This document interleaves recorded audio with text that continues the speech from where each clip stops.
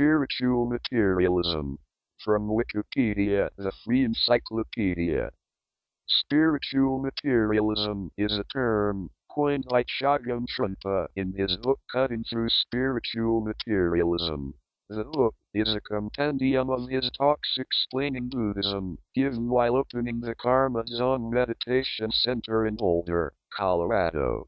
He expands on the concept in later seminars that became books such as Work, Sex, Money. He uses the term to describe mistakes spiritual seekers commit which turn the pursuit of spirituality into an ego-building and confusion-creating endeavor, based on the idea that ego development is counter to spiritual progress. Conventionally, it is used to describe capitalist and spiritual narcissism, commercial efforts such as New Age, bookstores and wealthy lectures on spirituality. It might also mean the attempt to build up a list of credentials or accumulate teachings in order to present oneself as a more realized or holy person. Author Jorge Ferrer equates the terms spiritual materialism and spiritual narcissism, though others draw a distinction that spiritual narcissism is believing that one deserves love and respect or is better than another, because one has accumulated spiritual training instead of the belief that accumulating training will bring an end to suffering. Lords of Materialism. In Trungpa's presentation, spiritual materialism can fall into three categories, what he calls the three lords of materialism, Tibetan, Lalo literally, barbarian, in which a form of materialism is mistaken to bring long-term happiness but instead only brings short-term entertainment, followed by longer-term suffering. Physical materialism is the belief that possessions can bring release from suffering.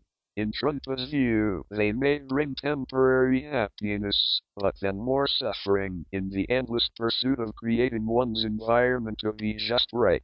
Or on another level it may cause a misunderstanding like, I am rich because I have this or that, or I am a teacher or whatever because I have a diploma or whatever. Psychological materialism is the belief that a particular philosophy, belief system, or point of view will bring release from suffering. So seeking refuge by strongly identifying with a particular religion, philosophy, political party or viewpoint, for example, would be psychological materialism.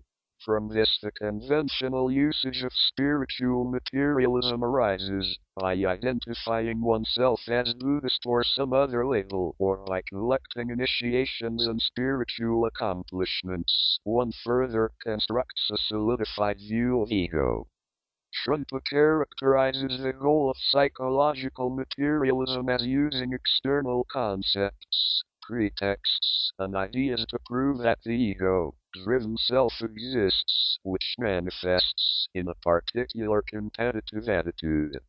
Spiritual materialism is the belief that a certain temporary state of mind is a refuge from suffering.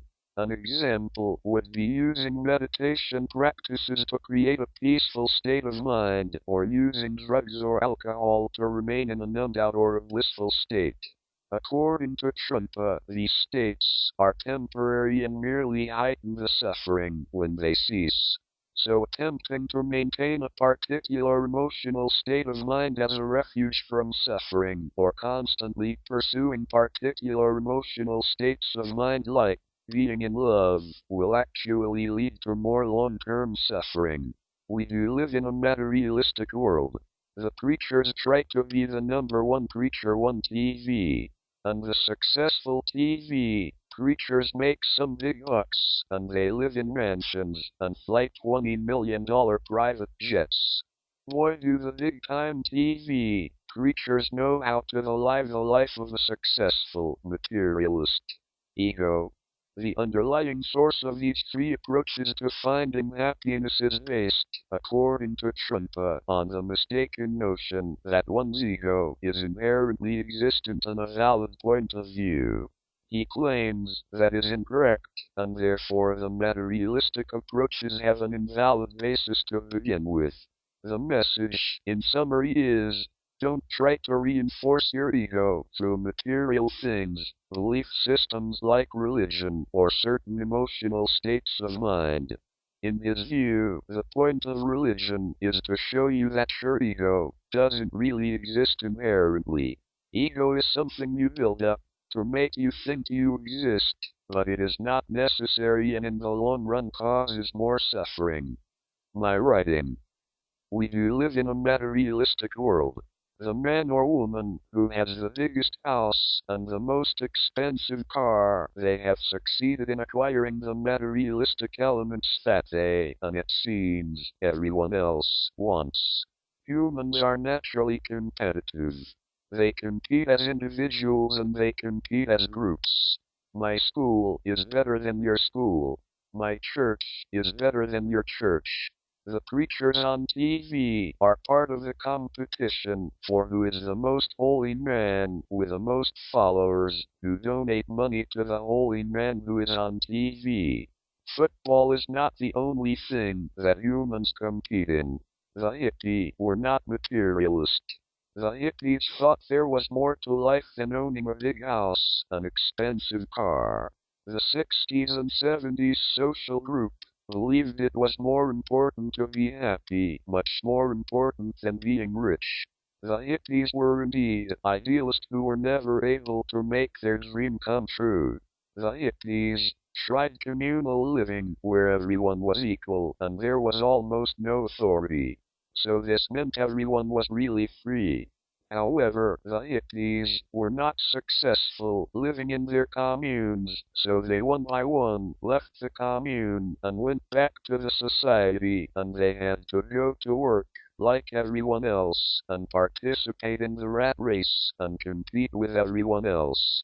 You have to wonder if the hippies were at least a little influenced to not compete so hard in the rat race to see who can get the most money and have the biggest house and drive the most expensive car.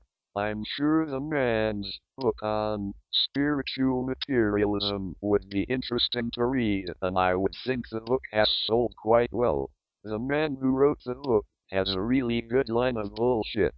I'm sure his bullshit would be enjoyable to read and consider. Everyone is looking for happiness, and maybe millions of people might find happiness in this man's book, Spiritual Materialism. I have to wonder what the psychologist would say to this man's statement that ego is not important. What would Freud have to say about that? The Buddhists are trying to achieve enlightenment. Do they achieve enlightenment, or do they imagine they achieve enlightenment? The popes, who burned people alive, thought they were enlightened humans, since they were the head man in the Catholic Church, the only true religion in the world, or so the Pope believes. Does enlightenment really exist, or is enlightenment a human idea? Humans are endowed with such a fantastic imagination, they can imagine anything, absolutely anything, is true. Humans have imagined tens of thousands of gods into existence over the history of human beings. And humans are still imagining new gods into existence in our time period.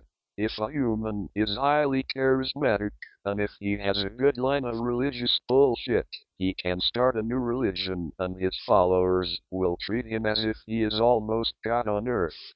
And his followers will follow the charismatic religious man, blindly and without question.